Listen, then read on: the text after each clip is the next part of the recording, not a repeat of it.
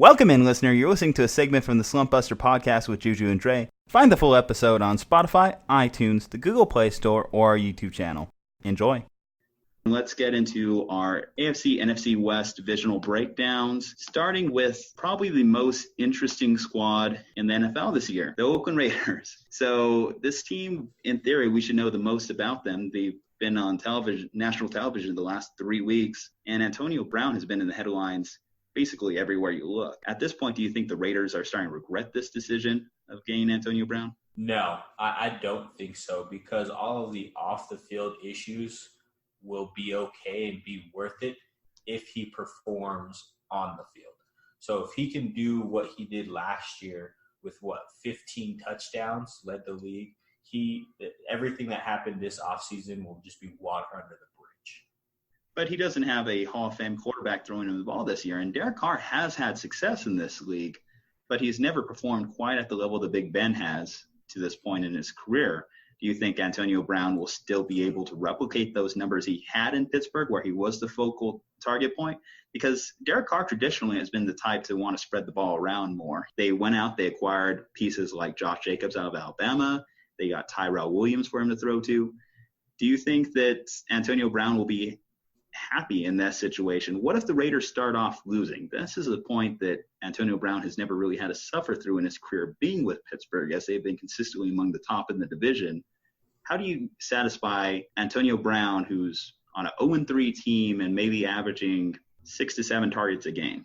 Yeah, that's going to be the hard part. AB is just going to be outspoken regardless. He'll be happy if Carr can go back to that year before he broke his leg, when the last time the Raiders were in the playoffs, where he was an MVP candidate. I know he was approaching 5,000 passing yards, which is a huge milestone in the NFL. But if, 5,000 yards, that's going to have to go somewhere. Right now they have really AB and Tyrell Williams. They don't have a tight end right now. Josh Jacobs, we don't really know his pass catching abilities because they didn't really use him that way in college. So all of those passes do have to go somewhere, and I do think AB is going to pull that share in. He's AB. He's going to get open. He's one of the best route runners out there. He's fast. He can just get over top of you. So that timeshare is going to have to go somewhere in that offense, and I do think AB is going to eat first. Where I think the Raiders may regret it, though. So I agree. I think AB will still get the majority, of the receptions that he's wanting. Though it is a major concern, right, that his offense just isn't as good, right? Like, you don't have a Le'Veon Bell that the defense has to worry about. You don't have a Juju Smith-Schuster on the other side. And, we obviously said he doesn't have Big Ben thrown to him. From a game standpoint, I think things will be harder for Antonio Brown. Everybody knows he's going to be the one getting double-teamed and all that. Where I do question, though, if the Raiders regret it, is just from having so many young guys that they're drafting, right? So obviously they got rid of Amari Cooper, got rid of Khalil Mack, so they could start building through the draft, rebuilding again. Is it a bad influence, though? Because we hear so many times, hey, I want, to set a culture. I want to set, locker room and all that stuff. And Antonio Brown right now, right, is basically showing these young guys, hey, you can do whatever the heck you want, and they got to put up with it. Real question is, have the Raiders ever tried to establish a culture other than being the bad boys of the NFL? This is Al Davis's golden child. Yeah. This is exactly who Al Davis wants on the Raiders. He is smiling down in heaven right now, knowing that he has a diva wide receiver. He's making headlines daily. Yes, it's going to be bad for like Hunter Renfrow, rookie receiver, who's projected to have a decent career. But this is who the Raiders are. They're a diva team. They're always a circus. They're going to have big personalities. Hell, they even signed Vontaze Perfect. Yeah, with Antonio Brown, right? So, this is the type of players that they want. So, ultimately, I don't feel like they're going to regret this trade. You bring up the character issues of a lot of their signings recently. So obviously AB, with everything he's dealing with this offseason. They also went and got Rich Incognito, who's had obviously his issues with hazing in the NFL, as well as, bringing a gun into a church and threatening someone. So in fact, it's crazy that they have a guy who's going to miss 2 games because of that incident. But we could get back into league discipline later. Obviously, Vontaze Burfict, we know what issues he brings along to this team. It's an interesting squad. I don't know. I think it's perfect for Vegas next year if we're being honest about it. Oh yeah, this Vegas is gonna love this team. They're gonna be flashy. They're gonna be wild, just like Vegas is. Mm-hmm. The only problem I see with them being in Vegas is how many Raiders fans are they actually gonna have there. The only problem I see is Derek Carr going to be on this team when they're in Vegas next year? Now, there's an interesting thought that Derek Carr could be cut by the Raiders fairly easily this year, voiding the rest of his contract. Now, when it came to the 2019 NFL draft, there was a lot of discussion whether or not John Gruden would look into trading up to get Kyler Murray. The funny thing I always find about John Gruden is he loves guys until he's their coach. Like, You're seeing it with, like, in Hard Knocks episode 2, how he's just abusing Glennon and Nathan Peterman. But on the outside looking in, he loved these guys. When you go back to his quarterback camp with Derek Carr, he loved Derek Carr. And suddenly, it just like, now that he is Derek Carr's coach, he can't get rid of the guy fast enough. Even if he's not outwardly portraying it, when you start hearing that they're already looking into other quarterbacks for the future or even discussing cutting Derek Carr, it kind of comes off as two-faced, if we're being honest about it. Yeah, and if they get rid of Derek Carr, personally, I'm a Chargers fan. I would love this because then that means they have Nathan Peterman as their quarterback. And well, no one's saying they would do it this year. If you don't remember, Nathan Peterman has like 6 touchdowns in the league and 1,500 interceptions. This guy is arguably one of the worst quarterbacks statistically in recent years. But I don't see them going away from Carr, especially after that monster deal that they signed him. And plus, Carr can still be that MVP candidate he was a couple years ago. Now he has a receiver, albeit for some reason they didn't throw to Amari Cooper last year. I don't know why. Amari Cooper's a really good talent. He has AB, who's arguably one of the top 5, if not sometimes the best receiver in the league. So I don't see them going away from Carr. Yeah, I think the other thing that I'll add to that is last year's offensive line for them was the worst that Carr's had in quite a long time. So Carr was getting sacked like 51 times, right? And so I want to say his offensive line was ranked like 25th or something in the NFL, whereas Carr's usually used to playing with a top 10 offensive line. And so you might even be able to point to that as part of the reason we saw a statistical decline in Carr's stats, right? Yeah, because he wasn't playing behind the top 10 offensive line. That was, that one year he was going to be MVP. That was arguably them in Dallas as the best offensive lines in the NFL. Well, when you watch Carr, it definitely looks like he's creating defensive linemen in his head. He's starting to get a little happy feet, and maybe that's just by virtue of getting hit so hard as he did early in his career, and of course overcoming like a brutal leg injury that one year as well. Now, I mentioned Incognito's name. He is a Pro Bowler talent on the field. Like, if you take away all the issues, he has been in the Pro Bowl multiple times. They did go out there and sign Trent Brown, who had a remarkable run last year with the Patriots, and definitely one of the Niners' main regrets cutting him a couple years back. So they improved the offensive line, and you do hope that last year's draft pick, Colton Miller, can take a step up in his development. If so, you have 3 potentially solid individuals on your offensive line there that can really ensure this team moves forward into the future. And then, they made some interesting draft picks, which is something you wouldn't really think would happen since their GM is a former draft analyst in Mayock. It's interesting. Mayock came out this week with his quote, "Is Antonio Brown in or out?" We're still trying to figure that one out. But I'll tell you who is in: a bunch of former Clemson players and a bunch of former Alabama players. Mayock loves these guys. He has one famous quote, too, that basically you could build a whole team based off Clemson and Alabama players, and you'd have a winning squad. I believe that's true. He went out there and acquired Clelin Ferrell, who, although I think it was a bit of a reach out for, he's definitely a professional talent. He's well-versed. He's the gentleman. And I do think that kind of counterbalances a lot of the cultural mistakes we say they're making with players like Burfict. Then they went out and acquired a Hunter Renfrow, who Renfrow is the definition of a gamer. He's been one of the more consistent slot receivers in college football the last few years. He's not like a 22-year-old kid either. He's older. He came out after playing his entire college career in Clemson.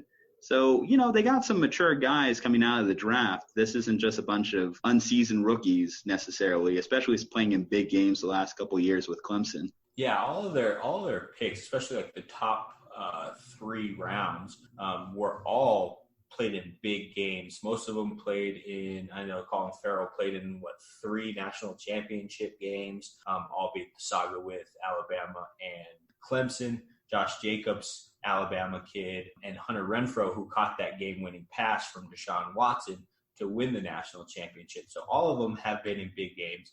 They know what it's like to be under pressure. They know what it's like to be in the lights. On paper, they have what can be a good team. If Carr goes back to MVP form, AB kind of reels in the clown persona. You got Hunter Renfrow running down in the middle. They can go, be top of the league. However, I think the rookies, there's a lot of them. They're going to be contributing. Usually that doesn't come to fruition the first year. It usually takes them a couple years to fully gain steam, to fully come together. But definitely they have the talent there. They have all the big game college talent there as well. So. Okay, well, obviously the Raiders, we could talk about this team for hours on end, but we have 7 other teams to get to close out the NFL divisional breakdown. So I'm going to close and just ask for your guys' final predictions. So last year's finish, they finished, let me take a look here, 4-12. I predict they will finish as 6-10. Yeah, I have them at 6-10 as well. I have them in that 6-10, 8-8 range. I do feel like a couple bounces could go their way, but could also go the opposite way. But I do have them at 6-10. Man, listeners are going to think we're boring or we're all cheating. I got them at 6-10 too. So that's sort of where I see them. I think there's a lot of drama that's going on. Like you said, too many rookies, and it's hard to win with just a bunch of rookies. So if you want, we could argue more like Shannon and Skip. Ray, what you doing giving the Raiders 6-10? Come on. Skip. Come on, Skip. All right. So now as we move on to the Denver Broncos, I guess the main question that always comes about is Joe Flacco elite? No. Moving on past that, on to the San Diego Chargers. No. Denver Broncos. Okay, so, they made a very boring trade acquiring Joe Flacco, but he is a veteran. He has won a Super Bowl MVP. At the minimum, he's not one of these young guys that they've been just throwing out there the last few years ever since they've been trying to find Peyton Manning's replacement. Obviously they've thrown out Paxton Lynch, Trevor Siemian, Case Keenum for a little bit. This team has just been stuck in a weird loop. The main thing why I feel like people mock the Joe Flacco signing is just how much John Elway insists that this is going to be their guy. Obviously, for many good reasons and many years of watching Joe Flacco, there's plenty of reasons we don't believe that. And I just want to know kind of what you think. Do you think Joe Flacco can not return necessarily to that Super Bowl MVP form, but at least be a serviceable quarterback for them? So he could definitely be a serviceable quarterback, especially with the defense that they have. I mean, you have Von Miller, you have Bradley Chubb coming in, you still have Chris Harris back there. So their defense is still going to be their bread and butter. I think that Elway was thinking, hey, we did this with Peyton Manning. We brought in a Super Bowl MVP. We brought that in free agency. Let's try to do that again. So they bring in Flacco, almost the same thing. He's kind of down and out. He was a Super Bowl MVP. He can ball out, but I just think he's over the hill. I don't think he's going to do very well here. I mean, he's Flacco. What more can we say other than he's Flacco? Yeah. And I think the thing with Peyton Manning, right, so we referenced that a little bit, but Peyton Manning was always much more talented than Joe Flacco ever was going to be at quarterback. So I agree with you. I can see him being a decent quarterback, but will he get them back to a Super Bowl? I would doubt it. If they get to a Super Bowl, it'll definitely be on the legs of Von Miller and Bradley Chubb. Yeah. I mean, heck, the Broncos won the Super Bowl that year. Peyton Manning throwing 9 touchdowns and 17 interceptions his last year. But Flacco could slide into that role. I don't think their defense is as elite as it was that Super Bowl winning year. but they do have the recipe there to make the playoffs as a wild card.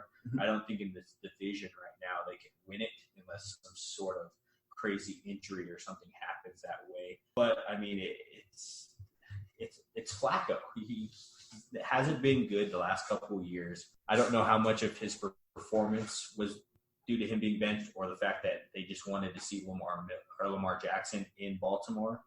But it is going to be exciting to see how he meshes with the quarterback guru in Elway. Well, I don't think anyone's really given John Elway that credit anymore. Now, but they do have a young quarterback behind him, Drew Lock. Now, I've noticed this guy in preseason hasn't really measured up quite how we would have liked. So I don't think we're going to see Drew Lock on the field this year, albeit if they start 0-5. Yeah, you're going to have some pressure from the fans who kind of were questioning the Joe Flacco trade from the get-go. It'll be interesting to see if Joe Flacco will get replaced by a rookie 2 years in a row. I think Joe Flacco is going to stick at. But like you said earlier, this team is definitely going to be carried by their defense. They moved off Vance Joseph, brought in Vic Fangio from Chicago. And Vic Fangio is definitely one of the premier defensive minds in football.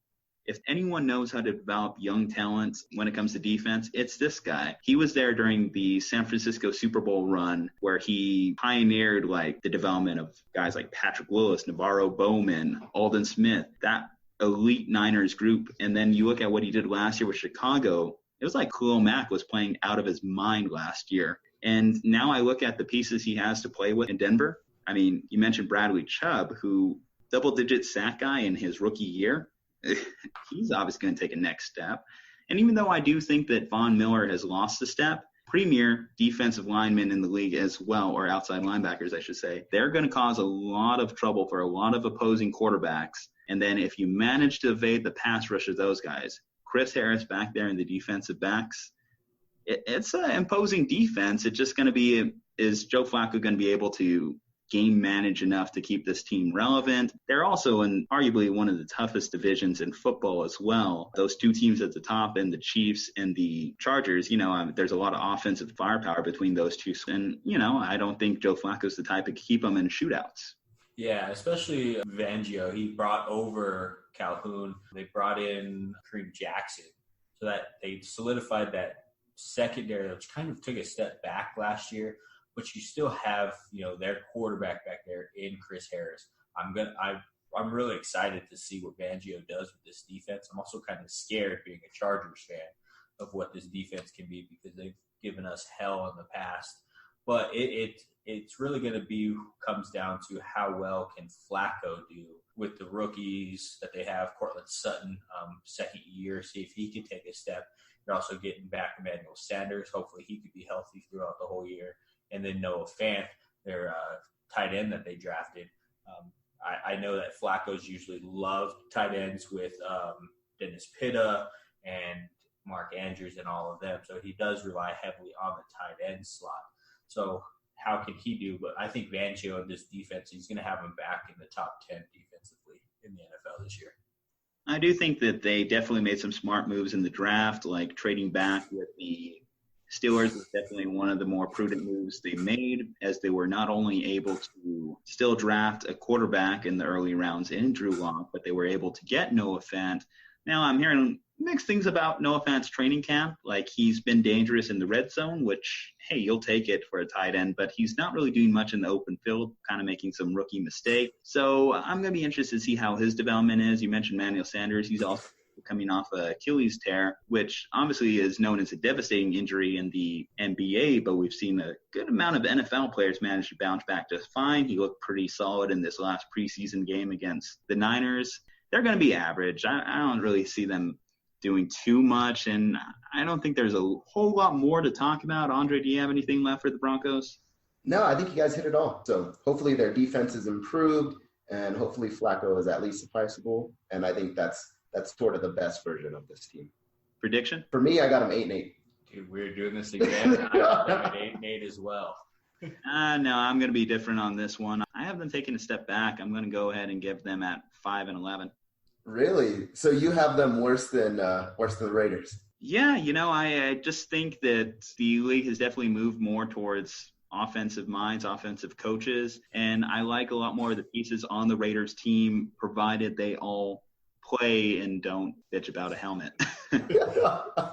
Yeah. That damn helmet. Out of the 30 options. All right, let's go ahead and move on. Yeah, I do want to mention that real quick. There are 30 options, Antonio Brown. 30. The crazy part about the helmet is Tom Brady, the last 4 Super Bowls, has worn the same helmet. He's having to move off of that helmet, and he said, it's what I have to do. It's part of the game. It's a safety issue. Who cares? And you have Antonio Brown over here going, no, I've worn this helmet. I need this helmet. So it's just a weird situation going on. All right. So, Aundre, you're definitely going to have to play the role of mediator for both Aris and I, as obviously when we're talking about the West, we're talking about 2 of our fanhoods, obviously Chargers right now for Aris, Niners for me later on. So you're going to have to play the goalie here.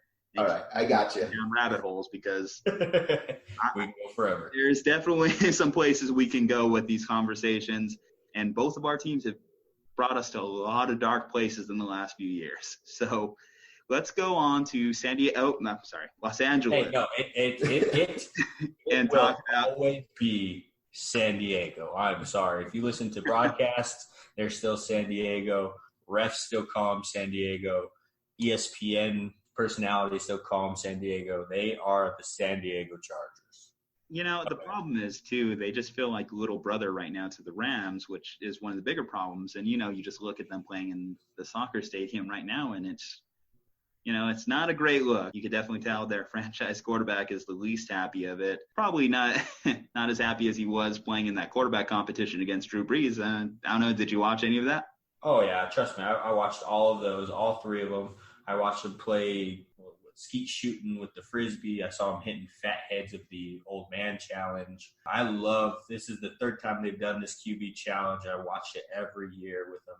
It's nice to see kind of behind the scenes. That's why I love Hard Knocks so much, because you can kind of see behind the scenes of the NFL, and you can actually see that these dudes actually like each other. They, most times people think rivalries, they hate each other, but you can see behind that they're all kind of, it's just one big brotherhood. But yeah, I love this quarterback challenge that they do every year. Okay, so tell me, how is this team going to manage to disappoint you at the end of the year this year? We're going to run into Tom Brady in the playoffs like we always do, and Tom Brady is going to eat us alive because we're going to get hurt at the linebacker position, and we're going to have to play 18 defensive backs back there. He's just going to throw for, I think he went 300 yards. The first drive of that game last year when he just drove down the field, I think he went 7 completions. I automatically knew that we weren't going to win that game. So they're going to lose to Tom Brady in the playoffs, and I'm going to be in the same position next year going, oh, Tom Brady's going to retire? We can win this. Oh, Tom Brady's still playing? We're not going to win this. At least you're a realist. Tom Brady. I think many people over these last 20 years have given up on trying to beat Tom Brady. So certainly everyone in the AFC East. But no, for real, though, the Chargers, let's be honest, they have, if not the best roster in the NFL, at least top 5.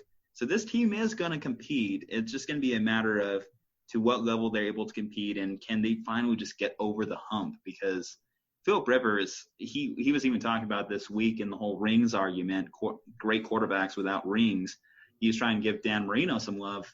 Do you think that's kind of him just trying to divert from the fact that he, to this point, has failed to reach that goal, even get to the Super Bowl, much less win it? Yeah, I think he is one of the more underrated quarterbacks. If you look at all of his statistics, he's top 10 in most passing areas. He's top 10 in yards. He's top 10 in attempts. He's a really good quarterback, Hall of Fame worthy. And all people seem to care about at the quarterback position is rings. So I think that was more of him going, you don't have to be a great quarterback only if you have rings. You can be a great quarterback without those rings. Part of the great thing that's really kind of like helped Rivers in the second half of his career is just the amount of quality players he has around him. Obviously, you have Keenan Allen, who's just an amazing route runner, one of the best slot receivers in the league, just an amazing talent. They did lose Tyrell Williams this year. It's going to be interesting to see how that affects them. But lucky for them, they have big Mike Williams, who we talk about Clemson players who've come up big in title games. Mike Williams has been one of the better more clutch players in college football, and we even saw flashes of it last year. His rookie season was a bit of a wash. He was injured, so you can't really hold it against the guy too much. Yeah, but, one of the big thing that's looming over this team's head right now is this Melvin Gordon holdout. We touched on it a little earlier. When we talked about this 3 weeks ago, we were expecting maybe we might see some movement, but reported just as of today, and we're recording here on, again, Wednesday the 21st, this is probably going to go into the regular season. Do you think that Austin Ekeler and Justin Jackson can carry the load in the meantime? Well, yeah, so Justin Jackson and Austin Ekeler helped us win the 4 games that he was out of last year. With the contract dispute, it's a little weird because he's in that one place where when he's healthy, he's a top 5 back. Like keyword being when healthy. So he has played 116-game season one time. He's been a 1,000-yard rusher one time. Otherwise, he's been hurt, not on the field. So you had Justin Jackson and Austin Ekeler sliding in perfectly fine. Where he got hurt against the Cardinals, but then we played, the Steelers. Controversy there, but we won that game. We played Won that game.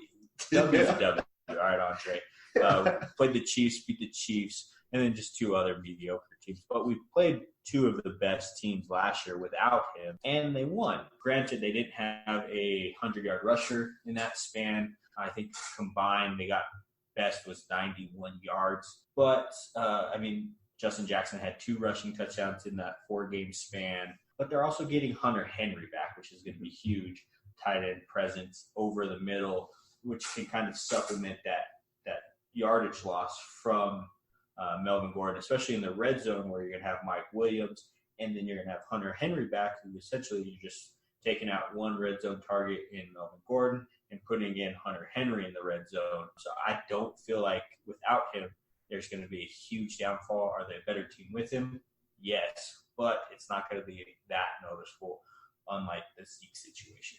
So in your opinion, right, so since you're a fan of this team, should your team pay Melvin Gordon? I think they should pay him what they've offered him. They've offered him top 5 money. They've offered him $10 million a year. He wants $13 million a year. So $10 million will slot him in the 4th slot behind Gurley, Bell, and David Johnson. Depending on what the Zeke situation is, he'll be top 5 for a couple of years until Saquon comes up and steals that shine. Because if he stays healthy, Saquon will be the highest paid running back. So I think the $10 million a year is perfectly slotted for him. He wants that $13 million a year like the 3 top paid running backs right now. So we'll see who budgets first, if he comes down or if the Chargers go up. But he does have to play this year. He has to come in by at least week 10 in order to get credit for the season so he can become a free agent next year, where ultimately he'll get franchise tagged, and then we'll have the Le'Veon Bell situation. So it'll be interesting to see how it plays out, but I do think that $10 million a year, even 10.5, 11, I can see, but the $13 million, he's shown he can't stay healthy enough to get that $13 million a year. It's a little discouraging. I thought that this would have probably got situated, and you're right, they are offering Melvin Gordon a reasonable contract. So at this point, $10 million, take the deal, Melvin. Like, you're not going to get a better deal. In fact, when we first talked about this a few weeks ago, the reason it was in the news is because he requested a trade. Again, going back to my point when I first talked about that, no team's trading for you because they know if they trade for you, they also have to pay you. Who is that team right now? We talked about running back needy teams. The Texans said they're out. Then there's no perfect situation for him. In fact, the only perfect situation for him is San Diego at $10 million a year. Yeah, and he has stated that he wants to stay a Charger. He wants to retire as a Charger. He wants to compete with LT to be the best Chargers running back, but he wants to get paid. And right now, I think this $10 million a year, based off his first 4 years in the league, it's very comparable to what he's put out there. Because of the health situation, that's probably why they're not giving him the $13 million a year that he wants, and they're only offering that $10 million a year. which I feel you're still top 5. That'll slot you in at 4 right now, depending on what happens with Zeke. Prove to the team that you can stay healthy with this next contract, and then, demand that money, hopefully with your 3rd contract, because that's generally where running backs make their money, is that 3rd contract. The ones that do get there, though, is the problem. Especially with the talk of all the guaranteed money going around in the NFL now, right? Like, so there used to not be a whole lot of guaranteed money. Mm-hmm. We're starting to see signs of it. And you're right. If Melvin Gordon can't stay healthy, how much do you really want to guarantee to, a running back that's not going to be out on the field?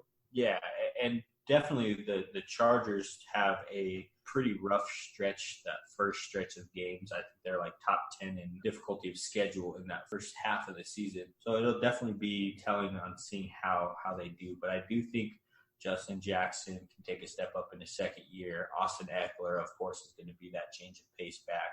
But I don't feel like there's going to be much of a depletion in offense because they're getting Hunter Henry back. They just signed Dontrell Inman, who's a really good comparable slot receiver next to Keenan Allen. Then you have Mike Williams and you have Travis Benjamin, who's going to slide into that Tyrell Williams role. So I feel like the offense is going to, there's going to be a slight drop because you don't have that top 5 running back.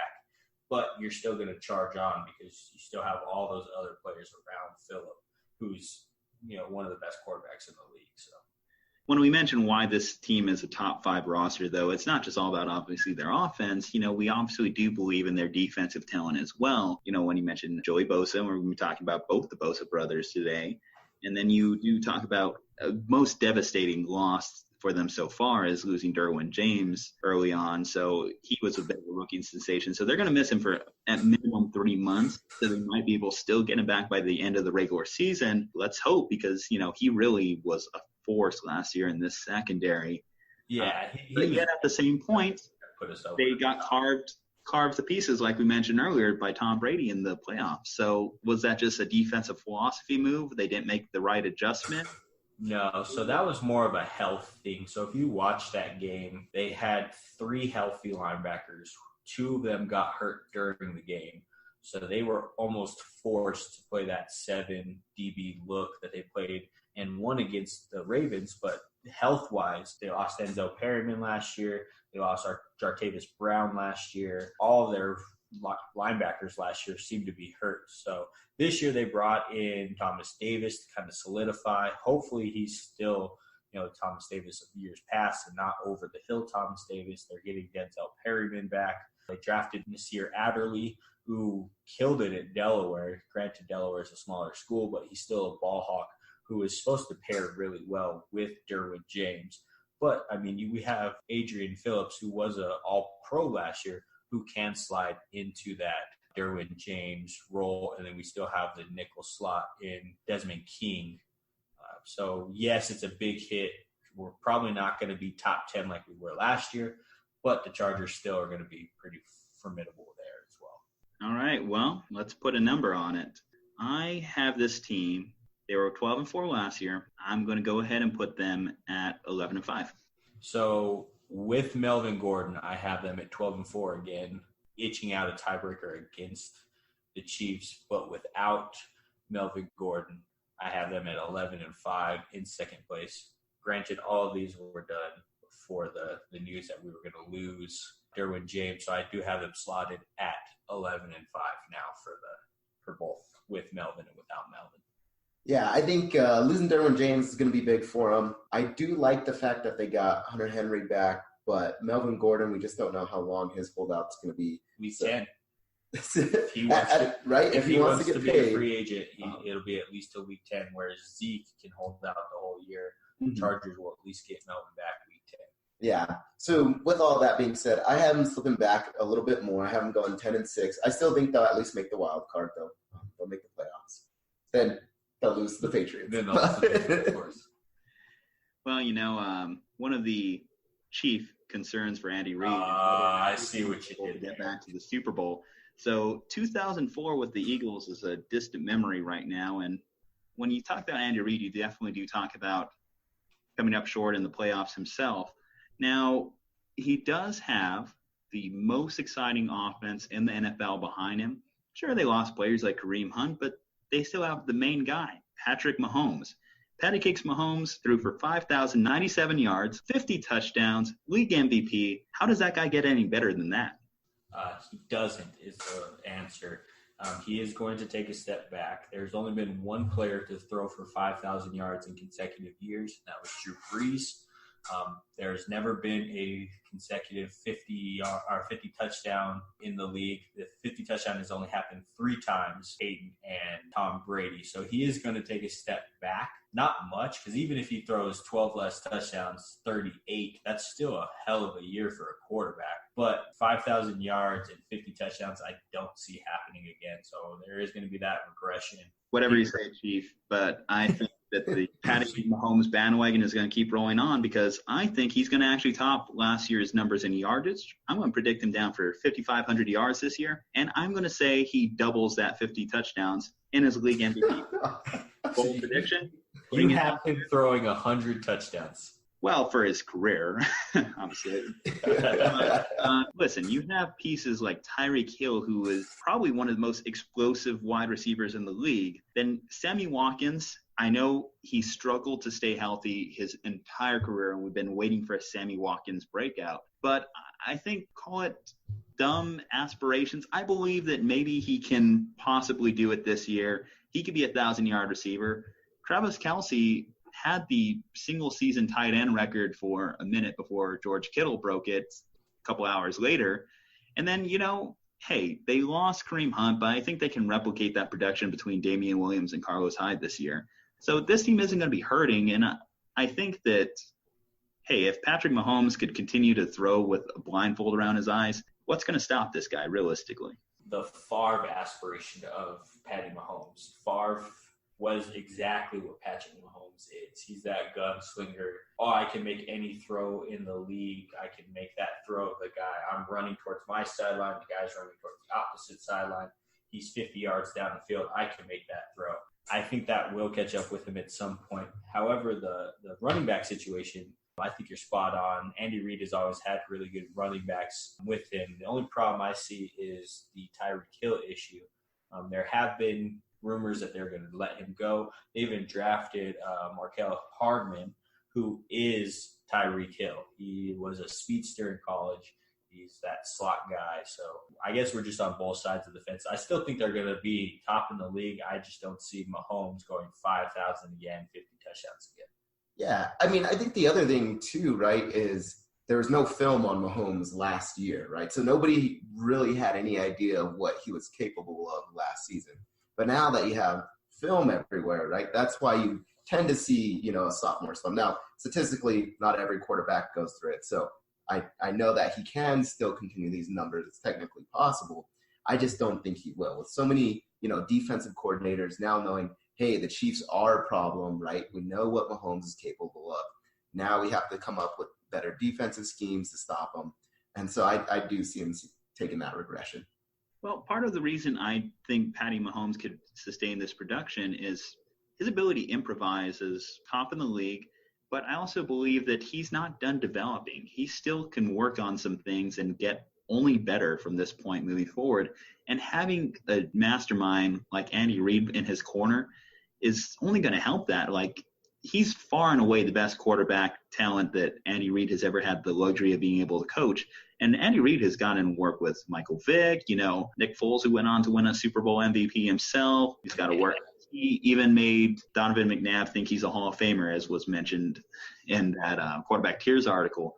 So, I think that when you combine those two pieces together, it really adds up to something special. Now, before, I gloss over it, we should also talk about it. You brought up his name. Tyreek Hill has had to deal with the legal issues. It's going to be interesting to see what his mindset is working past this. Obviously, the NFL thought it wasn't necessarily to pursue suspending him because, ultimately the courts let him go because they figured there was nothing really there. So what do you make of it? Do you think it's been a bit of a trap? When I think of these situations, it's always interesting and tough for the player because Reuben Foster, like one of the big people we probably couldn't even mention when we talk about the Niners, his situation was interesting because he kept going back to someone that he could have just cut all ties with. But when we talk about Tyreek Hill's relationship with this woman, it is the mother of his child.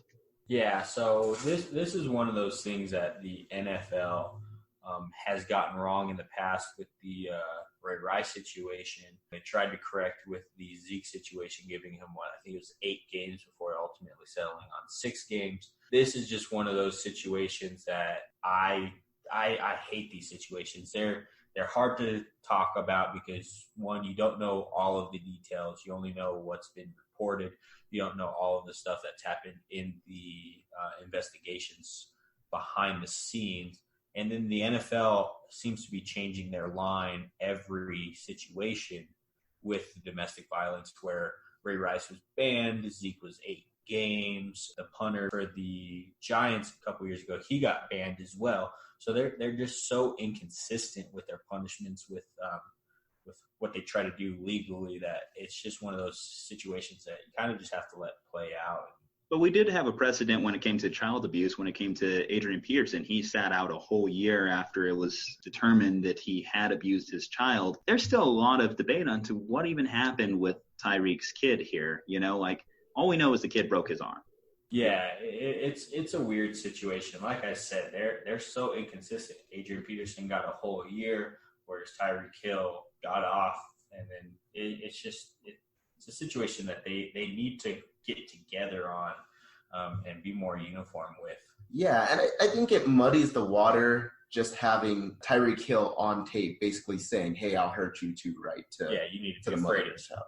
And so, I mean, it's not a good look for Tyreek Hill, but at the same time, like, they don't really have any evidence that he necessarily was the one that broke the arm. And so it is a strange situation. But I think you're right. I think a more consistent policy and drawing a clear line, saying, at least as clear as you can get it, saying, hey, here's what will happen. Yeah, their line right now is drawn in the sand right next to the ocean that keeps washing it away. So it's one of those things that I feel like with more time, they'll eventually get right. But it's so new in the public eye with all of the Me Too movement and everything with the domestic violence from Ray Rice, Zeke Elliott's only a couple years old. They're still trying to figure out where to go with it, but they definitely need to get it figured out. Prior to this whole thing, he was on pace to become the highest paid wide receiver in the league. So it's going to be interesting to see where the Chiefs go from here in regards to Tyreek Hill, whether they're still willing to offer him that same contract.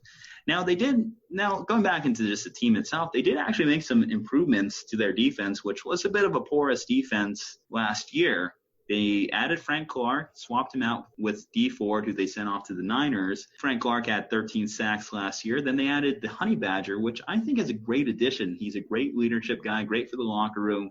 They did have to lose Eric Berry, but at the end of the day, Eric Berry has only played like one game in the last couple years. So it's helpful to have a guy like Honey Badger back there.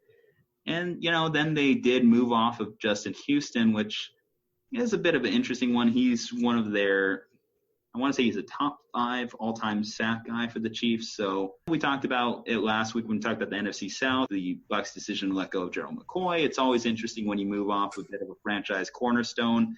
But it was time. You could definitely tell Justin Houston has lost a step. So do you think this defense can compete? Do you think that they'll at least be decent, suitable to at least sustain this offense moving forward?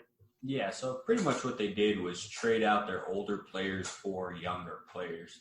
I still think, I'm a huge Honey Badger fan. I think their defense will be pretty much what it was last year, give it just a little bit more firepower with those 2 players. But yeah, I think it's going to be the same defense, slightly upgraded with the younger talent. What I think is interesting, so part of their reasoning for moving off of these guys is they're moving from a 3-4, right? So 3 linemen and your four linebackers, and moving to a 4-3 offense where you have your 4 linemen and then your 3 linebackers and the rest DBs.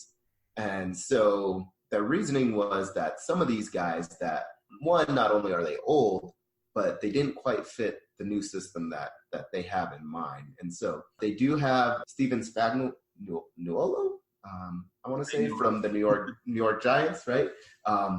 So hopefully their defense is improved.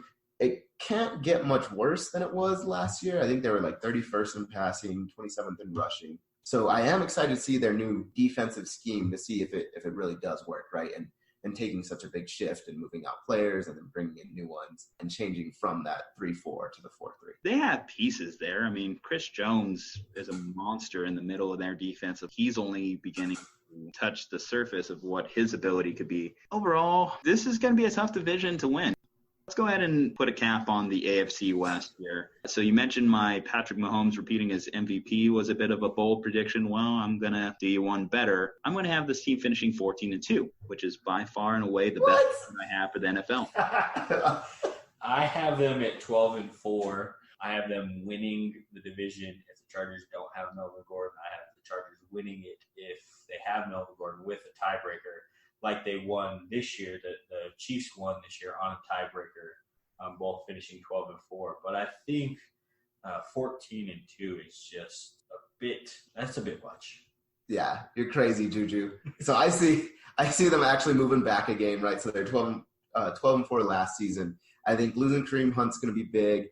Like I said, teams now have tape on Pat Mahomes, right? So you know what you're expecting. I am going back to 11-5. Still win the division. I think even if San Diego goes 11-5, I think they'll win on tiebreaker. But that's where I have them sitting.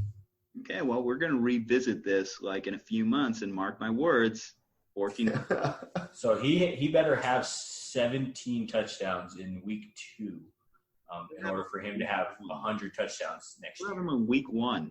In fact, Mr. Fantasy Guy, that should be your number 1 overall pick right there. No, we all know you wait on quarterback. Okay, is the rule. Never go number 1 quarterback overall.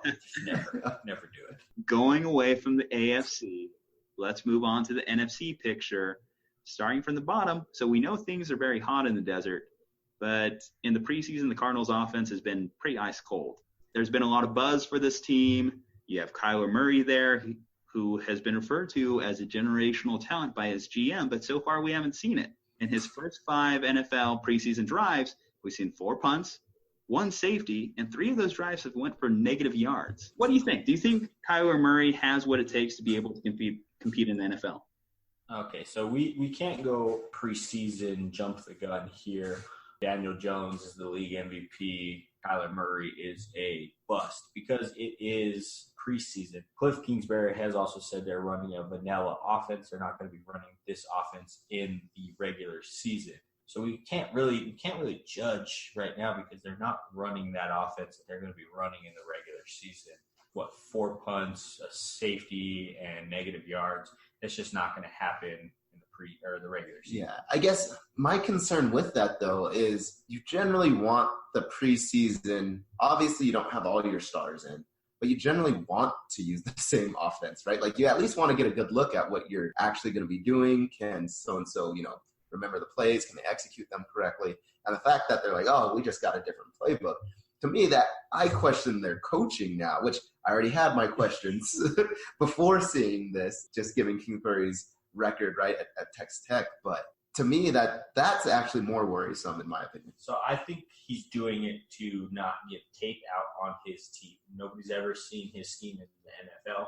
Nobody has seen Kyler Murray in the NFL. Mm-hmm. He doesn't want there to be tape like what happened with Lamar Jackson last year when the Chargers faced him the second time.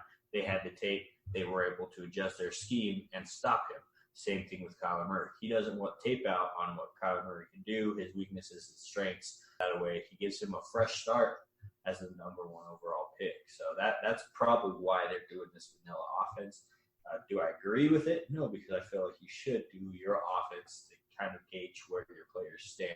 Mm-hmm. But this is his reasoning. He doesn't want to have tape out there on his offense. Well, whatever you want to call the offense, vanilla, chocolate, raspberry, sorbet, you can definitely tell that this offensive line is terrible. They're atrocious. Kyler Murray has been having to run for his life, and it's no mystery why there's been negative yards. Like, he's been brought down in the backfield or just having to skate out of bounds to avoid contact. They put together some interesting pieces around him. Obviously, you have David Johnson, who was a top 5 back a couple years ago. You have Larry Fitzgerald, who's at the end of his career. Many questioned whether or not he was even going to come back. And it's interesting that he came back, specifically played with Kyler. And maybe Christian Kirk could make another development in his career. But you're definitely not in Oklahoma anymore. He only played 17 games in college. That kind of worries me too. We haven't really seen a lot of Kyler Murray in general. But the one thing I will say is he was well coached in college. Lincoln Riley, possibly the next NFL coach at this rate. Heck, if Kingsbury is that bad, maybe even Kyler Murray's next coach again. Yeah, so that I don't feel like the 17 games is worrisome when you're sitting behind a player like Baker. Baker's a baller. He's going to go out and play. It's the same thing with Miles Sanders, the Philadelphia running back. He only played one season in college, but that was because he was stuck behind Saquon Barkley. It's just the product of where he played at. Look at Mitchell Trubisky. Mitchell Trubisky only played one season in college as well, and this last year he took a huge developmental step in his game. So I don't think it's a red flag is where you do. I wish they would run their offense so we can kind of get the scope on things, because right now we just have no idea. There's more questions. And then the offensive line problems, they roll over from last year. That's why they got rid of Rosen. It's because Rosen had a terrible year, but he played behind arguably the worst line in the league last year as well. Yeah, and I think that's always the thing, right, is we always talk about, how good is this running back, how good is this quarterback, but a lot of it is dependent on how good their line is. And we even talked a little bit about it with Derek Carr earlier, right, as traditionally he's always played with a top 10 line. His stats have been really good. Last season, his line was ranked like 25th, didn't do as well. I think it's going to be the same rude awakening for Kyler is, hey, I don't have that great of a line protecting me. Now that the pace of the NFL moves so quick, right, my stats are not going to be what it is in college. And I think the front office is hopefully going to recognize that, hey, maybe it's not a quarterback issue. Maybe it's the pieces around the quarterback, specifically the O-line. They didn't recognize that last year. They fired their coach after 1 year. They got rid of their rookie quarterback that they wasted a top 10 pick on. But, yeah, the offensive line plays a huge part. I mean, look at Dallas's offensive line in their heyday. They made Darren McFadden a 1,000-yard rusher, whereas Darren McFadden was considered a bust up until that point. So, yeah, the offensive line is going to be a huge problem. Their front office is a very unique front office with all of the problems that they have in the offseason. Yeah. Let's talk about that front office, though. Like, this management team, they struggle to beat a breathalyzer. How are they going to beat the Rams on Sundays? So they definitely lead the league in executives charged with DUIs. That is 2 now. Steve Wilkes had 1, and then I don't know the name of the second executive that had it this offseason. So they have a lot of problems there in Arizona. As Aundre pointed out earlier, it's not just the football team in Arizona that has a problem. The NBA Phoenix team also has problems being well ran. So I think the Heat might be getting to all these executives out there in the frying their brains. Okay.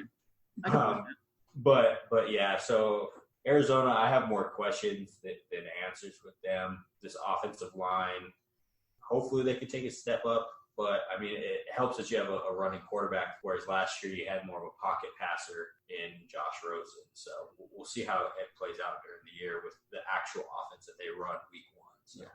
And in some ways, I think it might be a good thing for Josh Rosen. It sucks that, hey, you get drafted right in the first round, then you get traded right away. But for Josh Rosen, maybe he's off in a better system, and now Kyler Murray's stuck in, He's in the Dolphins. He took a step from 32 to 31. And plus, they're trying to tank for Tua. So I don't see him being there for very long either. At this point, his best bet is that the Patriots trade for him for a 5th-round pick to the Dolphins next year. Mm-hmm. And he goes and learns. Actually, he's going to sit behind Tom Brady for another 20 years because that guy's never retiring. Mm-hmm. I mean, look, Tom Brady got Jimmy G kicked out of his clubhouse because he wanted to play more. So they're going to be near the bottom of the league again. They're going to take a slight step up, but not much.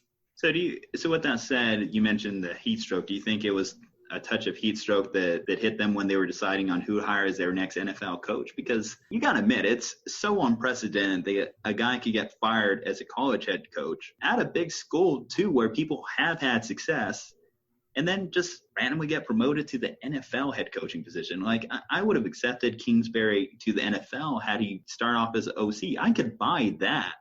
But it's kind of interesting. He only had 2 winning seasons in his entire time at Texas Tech. 6 years. That was 2013 when he finished 8-5, and 2015 7-6, and he finished 7-6. I mentioned glowing reviews of Patrick Mahomes in our last review, but he wasn't able to win with that guy at the college level. I mean, if you're going to try and bring the air raid offense to the NFL, why don't bring the guy who created it, Mike Leach? At least Mike Leach won at Texas Tech. He was 84-43 compared to Kingsbury. I don't know. I think it's one of the weirder hirings in league history. Yeah, it's a very odd one. I would actually love to see Mike Leach in the NFL because he won a game without a single rushing attempt. That is the ultimate development of the air raid offense. But, yeah, Kingsbury is an odd one. He couldn't win with Baker. He couldn't win with Mahomes. And then automatically, bam, he's this offensive guru, and now he has a head coaching job in the NFL. Honestly, they probably just got stuck watching The Bachelor, and they were like, oh, let's just hire the best-looking coach out there that's not named Sean McVay. I mean, I wonder how much it is those quarterbacks, right? So they've seen they're able to develop Pat Mahomes, Baker Mayfield, which arguably they didn't necessarily, right? But so maybe they just assume that, hey, Kingsbury's the reason behind those guys, and so if he can do that with those two quarterbacks, maybe he could coach an NFL team. Yeah, I think it's bad logic. It's pretty strange. I think when you look at the quarterbacks that Kingsbury has had, let's just face it, Patrick Mahomes was such a great arm talent that if that guy wasn't going to work, I don't know who would. And then Baker Mayfield, I mean, he didn't really develop under Kingsbury. He developed under Lincoln Riley, who attributed to a lot of Kyler's success. Ultimately, this is going to be an interesting year for Steve Keim because if the Cardinals fail, they're just going to clean house at this point. I mean, Steve Keim, 4 of his first rounders, excluding this year, aren't even on the roster anymore. So that's terrible. Terrible track record for a GM. He's had 3 head coaches in the last 3 years between Bruce Arians leaving and Steve Wilkes 1 year there. And who knows? He might be talking about a 4th head coach in 4 years if this Kingsbury experiment doesn't work out. With that said, should we really spend too much more time talking about it? I'm just going to call him. Here's my pick. 3-13. They finished 3-13 last year. Same. Yeah, I have them at 4-12, bottom of the league. A little step up, but not much. If they win, it's really going to be they have a puncher's chance. Really, they're just going to put up so many points that they might just be able to squeak one out. But their defense is also pretty bad. Let's be honest about that. Yeah. So I have the same as you, Ju-Ju. I'm going to say 3-13. One last question I'll pose: should Kyler Murray have gone the baseball route rather than the football route? Yes, money wise, you can make more. I think baseball is fully guaranteed every single contract. Probably would have had a longer career, less chance of getting CTE. But the game now, you can't touch a quarterback. So I mean, this is the time now to try out football, but I think he should have gone baseball instead. Here's my thing on that. In football, you get the money up front. There's no guarantee when you get drafted in the baseball draft that you'll even make it to the major leagues. So I definitely don't think it would have been worth it for Kyler to stick with baseball. Now, I would have loved to see it, but the thing is, his hit tool wasn't really that highly evaluated, so I don't know if he'd be able to stick really in Major League Baseball, or if he did, he'd probably be more of a utility middle infielder, which, you talk about money, franchise quarterback for an NFL team compared to a more reserve role in baseball. It's definitely shifts in the NFL's favor in that regard, especially, hey, if it doesn't work out with him in Arizona, first rounders get a lot more run in the NFL. He could still be on a team somewhere. And at the end of the day, baseball's always going to be there. If he could be like Tim Tebow in a few years, realistically, if this doesn't work out for him. Hopefully better than Tim Tebow, because Tim Tebow cannot hit a pitch to save his life. All right, guys, holding back. We're going to be talking about the 5-time Super Bowl champions, soon to be 6-time San Francisco 49ers. Now, we're going to be talking about my boy, Jimmy G. Jimmy G came here to do 2 things: bang porn stars and throw interceptions. And guess what? He's all busty Latina MILFs. So here we come. Quick question. When was the last time you guys won a Super Bowl? It's been a minute, but you're starting to sound like Cowboys fans. Yeah, we won 3 Super Bowls in the 90s. Though we have been to one, so You know, either way. Okay, let's be all right. Now, obviously, a lot is being made of Jimmy G's kind of lackluster success here in the recent weeks. The big headlines: 5 consecutive interceptions in practice, a 0.0 passer rating versus Denver on Monday night. But, you know, guys, at the end of the day, the way I'm looking at it, and this makes sense too because they both came from the same high school, Jimmy G reminds me a lot of like Tony Romo. So he's going to throw picks. It's just going to happen. But I believe he's going to hit more than he misses. And that's really what you want from your franchise quarterback. I look at like Aaron Rodgers. You know, Aaron Rodgers didn't throw a pick for several hundred snaps, but that felt like a very empty statistic. I at least like a quarterback who's out there taking chances, putting pressure on the defense. Yeah, if he throws a pick every now and then, it's not going to be the end of the world. You don't want them doing it, obviously, in clutch spots. But, you know, if he's averaging 3 touchdowns to 1 pick, I can live with it. You know, he's definitely under more scrutiny because of that contract he got a couple of years ago. It wasn't really a matter of the sample size that the Niners saw. It was they believe in his ability, and the arm talent it definitely is there. I believe in Jimmy. I think people have been a little bit too harsh. You got to remember, he's coming off an ACL, guys. Like, Yeah. Deshaun Watson started slow. Wentz started slow. Brady in 2008 started slow. We talked about it last week when we were talking about Boogie Cousins. ACL has been devalued over the years because of guys like Adrian Peterson, but it still is a major injury that's not easy to come back from. And he hasn't seen a live defense in over a year. And even last year, he only played 3 games. So, like, of course it was not going to look pretty Monday night against Broncos, especially when you have Bradley Chubb and Von Miller coming out at you full speed. So, Julian, I'll ask you a question. Do you think it's just rust? Do you think it's maybe a mental thing, right? Like he's afraid to tear his ACL again, so that holds him back? Or do you think there really has been physical changes, right? So I know a lot of quarterbacks, right, they shift their weight from their back foot to their forward foot.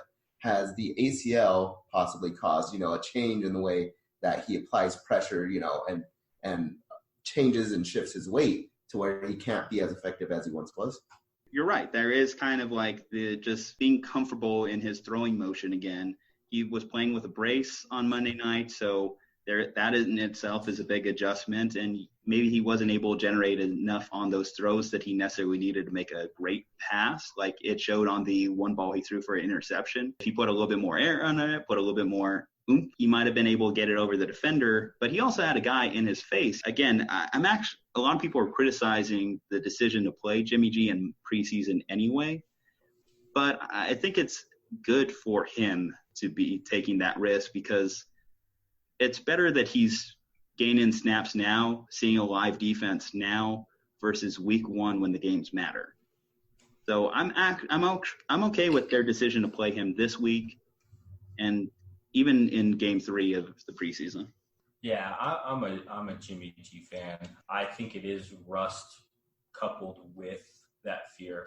You always hear receivers talking about coming off that UCL that they're a little iffy on making those cuts at full speed, getting in and out of their breaks. And he hasn't played since week 3 of last year. So there's that rust of him getting back into the flow of things. He has a super small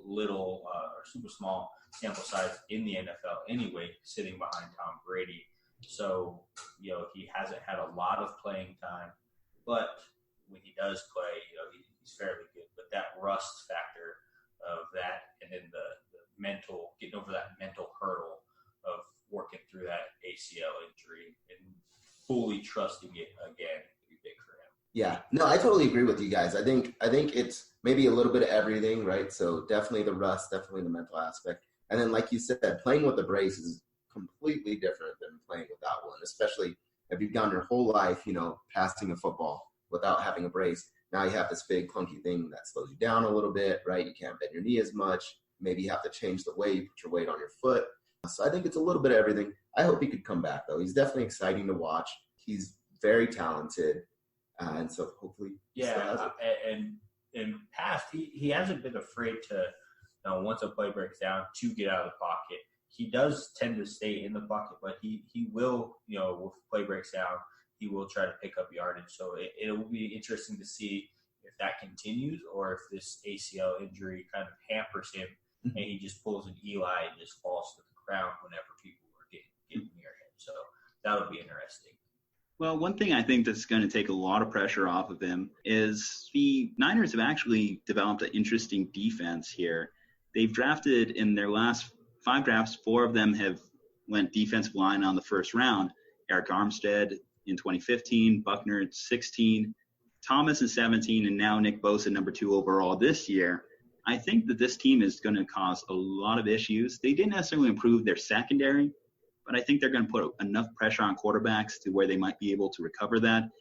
At the very least, they do have Richard Sherman covering one side of the ball, and last year he only got 25 catches in 14 games, so he really bounced back very nicely off of that Achilles tear himself. The only thing and the big problem that it always comes back to so far with my Niners is just these injuries are ridiculous. When it comes to Nick Bosa, he's suffered 2 injuries in just his short pro career. A hamstring in day 1 of OTAs. Now he's dealing with this high ankle sprain. And it's so discouraging because prior to him going down, you were hearing some of the beat writers from there talking about how he was comparable to a young Aldon Smith or a rookie Aldon Smith. Now, if it's been a long time since Aldon Smith has played in the league, and many people just remember him for his faults off the field. But in his rookie season, he had 14 sacks, and then he followed that up in year 2 with 19.5. So when you're getting compared to that guy in terms of playing ability, I think it definitely speaks volumes. But this guy just needs to get past the injuries at this point. But it's not just him. They also acquire D Ford this year, and he's dealing with knee tendonitis. We're talking about that a lot with Gurley. They acquire Quan Alexander. Well, he tore his ACL last year. So is it that this team just acquires players with injury problems, injury concerns, or is it just like they're doing something wrong? Last year, John Lynch and Shanahan went and fired the entire training staff in hopes that they could turn their luck around with that. Head trainer Jeff Ferguson, strength and conditioning coach Ray Wright, they're gone. There's no more blaming them. So what is it that this team is doing? Why are they so hurt consistently? And if they're not, I believe this truly can be a top 5 defense in the league. Yeah, so I will run over there and give you a hug real quick to kind of calm you down. So we ran through the same problems with Bosa's older brother, Joey Bosa. He held out the first 4 games. When he came back, he was hampered by a hamstring problem. He came back and he killed it. Then training camp happened again. Oh, he's hurt. He's banged up. This last year, he missed 6 games, came back and tore it up. And I could feel you on the injury standpoint because the Chargers have been rattled with injuries.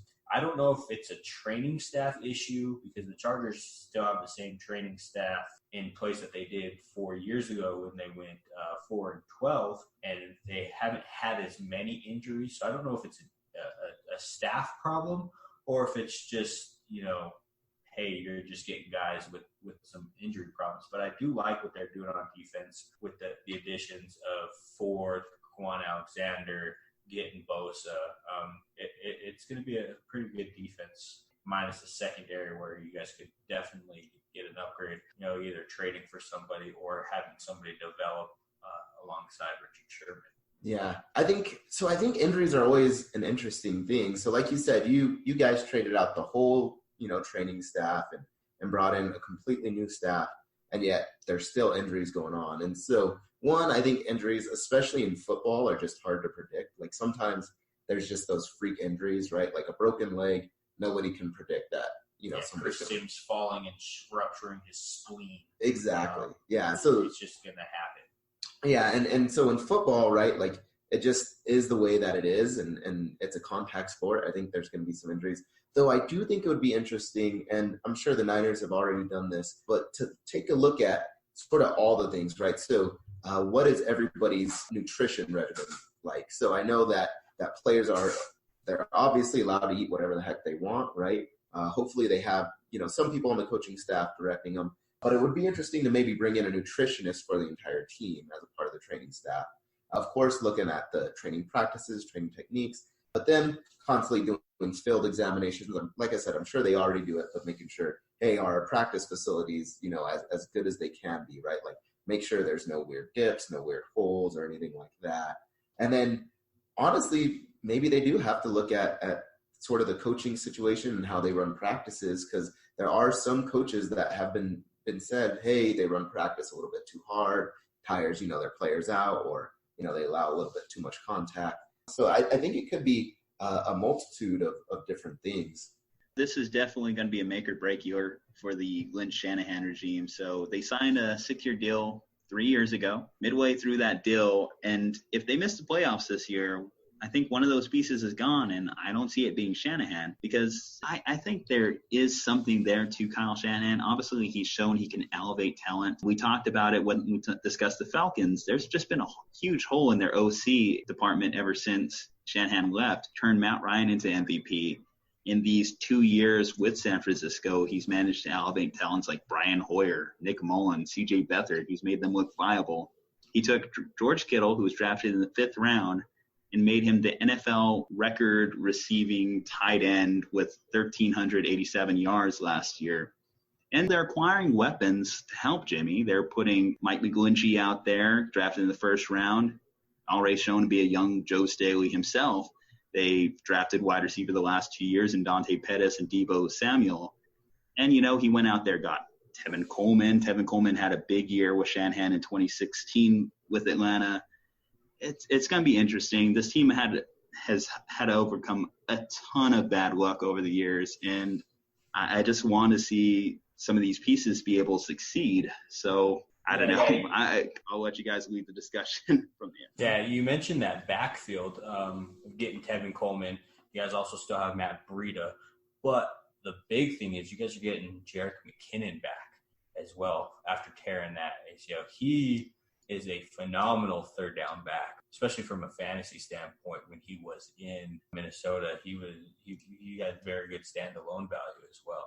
But that backfield is going to be, is definitely going to help out Jimmy G come back from that ACL. Hopefully that defense can kind of take pressure off of him as well. But really this team's going to center around Jimmy G and their success with them. But the Shanahan with Jimmy G, I would love to see a full year, see that come to fruition. All right, so to wrap everything up, where do you guys think this team will finish? Assuming this injury luck turns around, Jimmy G plays all 16 games, I am going to have the Niners finishing 9-7. Just outside of the playoffs, but at least shows modest improvement for them. Okay, so I have them a little bit higher. I have them at 10-6 with a 3-3 record in the division. The division with all the questions, I can't really be sure on how to schedule some of these games against the division foes, with Gurley being questionable, with Arizona, who knows what. But I have them at 10-6. Thanks, man. Wow. Okay, I'm gonna have to ruin your day, Julian. I have them at 6-10. So I think Garoppolo right now, I'm just not convinced that he's the Garoppolo that he was pre-injury. We're all on a different page. I think your team, for some reason, whatever it is, I know we talked about it, they just seem to get injured. They have improved defensively. They have some good offensive weapons. But again, I see Garoppolo just being the weak link, whatever it is, whether it's mental or physical. So I have them going 6-10. All right. Well, before I move on to this next team, I just got to do one thing off my chest. Russell Wilson, from deep down in my stomach, every inch of my soul, I pure, straight hate you. But God damn it, do I respect you. And I do the Seahawks respect him too, because Russell Wilson got paid this offseason, $107 million guaranteed, a $65 million signing bonus, $65 million just to sign your name on the contract. And this contract will take him all the way up to 2023. So what do we think of the Seahawks? They were last year's number one rushing attack. They were a playoff team when many people didn't expect them to be. Can they repeat that success, or is the Legion of Boom going to hold them back? Yeah, no, I still have them being a phenomenal rushing team. They do lose Doug Baldwin. That's going to hurt Russell quite a bit. They did draft DJ Metcalf, but in college, DJ Metcalf ran two routes, the go and the hitch. His lateral movement was kind of iffy in the combine. But the offense is still going to go through the ground, even though they have, Russell with a phenomenal arm. But, yeah, I think that they're just going to be middle of the road type team again this year. Yeah, I think, part of the trouble that comes when you give quarterbacks and other positions, those big contract extensions, is you sort of have to make cuts everywhere else, right? Especially since football has a hard cap, right? So out of all of the major sports, they probably have the strictest cap compared to, the NBA and MLB. The one thing that I will say, though, is they do have Pete Carroll, who, no matter what, is, always going to help them out. So, so I think Pete Carroll's definitely one of the best coaches, at least in this division, if not the best coach in the division. So I do think that helps a little bit. I also think if DK Metcalf is healthy, right, they could be really good. But, of course, DK Metcalf is hurt right now. Well, I have two things in regards to that. So, first off, you mentioned Pete Carroll. So, I guess the main thing is, does Pete Carroll have one more Super Bowl run left in him? No pun intended, no joke there. We talked about last week the Falcons being the most notorious, NFL meme, 28-3. I don't know. Pete Carroll's decision not to run the ball in 2014 is up there with them. But you also did mention their decision on DK Metcalf, who's been a bit of an injury risk. So one of DK Metcalf's most notable things at the Combine was his 1.6% body fat percentage. But, I think one of the problems is maybe he's too good of an athlete. Maybe this has kind of left him open for more injuries in his career. So it was a bit of a risk to take a Combine darling, but he's a big target. He's definitely going to be hard to bring down if he's healthy on the field. And, let's also mention, they do have some interesting weapons in the passing attack. Tyler Lockett, unprecedented season he had efficiency-wise. Only 10 times in the last 10 years has someone not dropped the pass when they've been targeted at least 65 times. But to add to that, Russell Wilson, when targeting Tyler Lockett, had a perfect passer rating. That's never happened. So, I don't know. Does this team necessarily have to be a run-first offense? Can they kind of change that philosophy a little bit? I think that stat is going to go down because teams were definitely spying on Doug Baldwin, who was the team's number one receiver. And that left Tyler Lockett to just run down the field, single high safety, drop it down in the bucket between corner and safety. Now Lockett is the number one receiver. They're going to be, keying on him now. So I don't think they're going to have the success they had last year. He'll still have a good year, but it won't be efficiently as well as it was last year. But they're still going to be a run-first team. And Aundre's point about him being the best coach in the division, I think he forgot about Sean McVay. Sean McVay.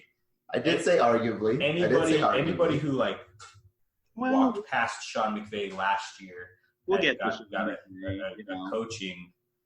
got a coaching job this year. If you just saw him from across the sideline or something like that.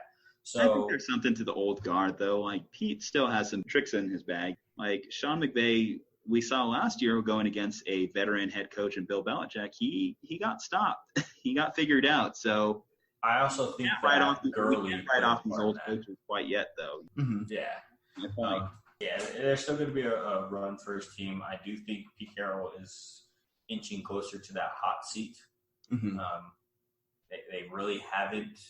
They've gotten to the playoffs a couple times, but they haven't since that Super Bowl run. With Russell Wilson still on his rookie contract, they haven't done anything really since then. So, how much more time can he really have? Just making the playoffs without, going further than that. Well, you mentioned since Russell Wilson got off that rookie deal, they've had to completely change their identity as a team. So they went from that hard-hitting Legion of Boom to, as I mentioned, the aforementioned Legion of Whom. So they traded away Frank Clark this offseason. Cam Chancellor retired. Earl Thomas is now a Raven.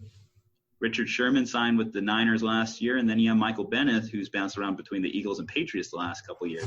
Only returning starter from that last Super Bowl run where they lost to the Patriots was Bobby Wagner. He signed an extension this year, and I definitely do think that if there's anyone that can anchor a defense, it's going to be Bobby Wagner. He's one of the most intellectual linebackers in the league. He's a great defensive talent and mind that I think can really elevate a lot of these younger guys.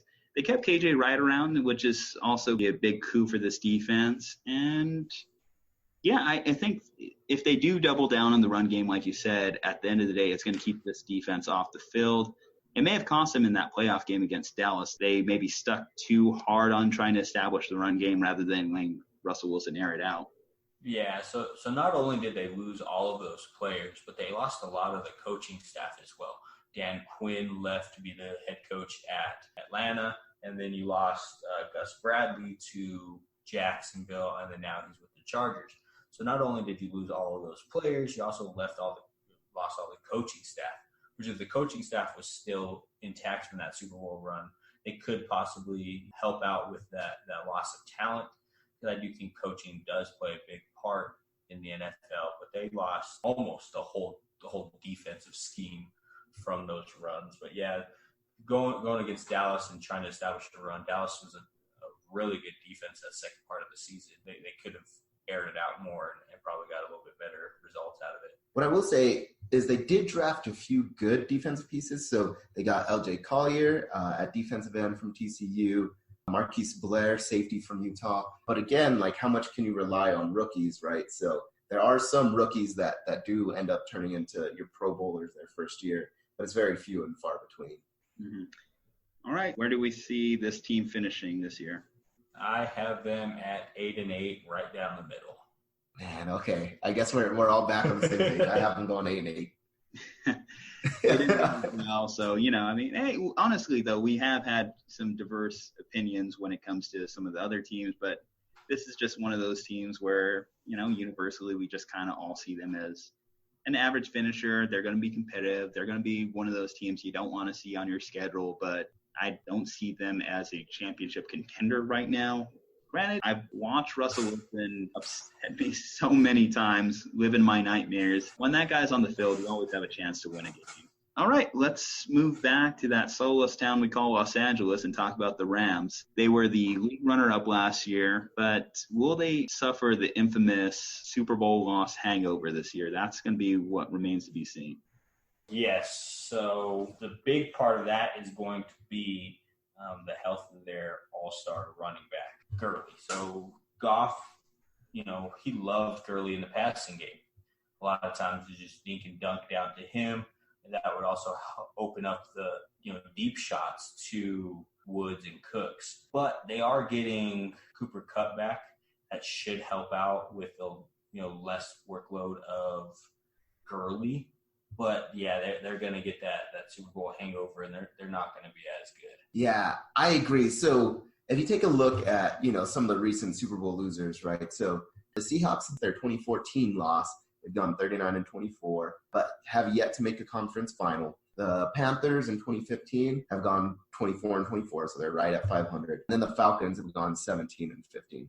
Now, granted, there's a lot of moving pieces, right? Defensive coordinators move, offensive coordinators move, head coaches change, and all that stuff. But I just see most of the time, right, if you lose in a Super Bowl, it is very hard mentally to come back. Not only that, but you have to be performing at an incredibly high level. And so some of the teams that they beat last year, I think it does get exhausting to try to keep up that pace, especially 2 years in a row. Yeah, a lot of times what happens after the Super Bowl as well is your players want to get paid. Yep. So they make it to Super Bowl. They feel like they should deserve a little bit more money. So most times they get signed elsewhere because of that money. Yeah. So you do usually end up losing talent. Mm-hmm. But, you do have the best player in the NFL still there. You do have a top player running back. You do have a top 10 quarterback in that scheme. Your receiving core is still pretty decent. So I do see them taking a step back, but not too far back. But it all depends on how Gurley does with his arthritis in his knee. They really got exposed in that Super Bowl. They were averaging 32.9 points in the 2018 season, and then they only managed 3 points in the Super Bowl. 3. Is it they were too predictable? One of the big things I hear is they run the same personnel set 90% of the time. So when you talk about a coach like Bill Belichick, of course he's going to catch on to that. If anything, it showed us what a huge coaching gap there is in the NFL right now. So if you consider Sean McVay in that top 5 head coaches and Bill Belichick's without a doubt number 1, that is frightening to see how badly Sean McVay got outcoached in that game. They even went into halftime, an extended halftime, and showed nothing to to get out of that offensive slump they were in. So let's go back to the star of the team, Todd Gurley. If it wasn't for quarterbacks existing, Gurley probably was going to be the MVP, or at least on pace for it. But in his first 12 games, he averaged close to 20 carries a game. In the final 5, half that, legitimately half of that. And now you're depending on players like Malcolm Brown to step up, or Darrell Henderson. They got rid of C.J. Anderson this year. I don't know. It's going to be interesting to see whether they can fill that same role. If this team does continue, it's going to be off Jared Goff's development with Cooper Kupp coming back. That's going to be huge for this team. And if their defense could kind of come up to what it was or what it was expected to be. So for everything that went wrong in the Super Bowl offensively, their defense is still top notch. They only allowed 13 points to the Patriots and Brady. So you definitely can't fault Wade Phillips. You can't fault Aaron Donald. I think, that's going to keep this team relevant in this division and overall when it comes to championship contenders.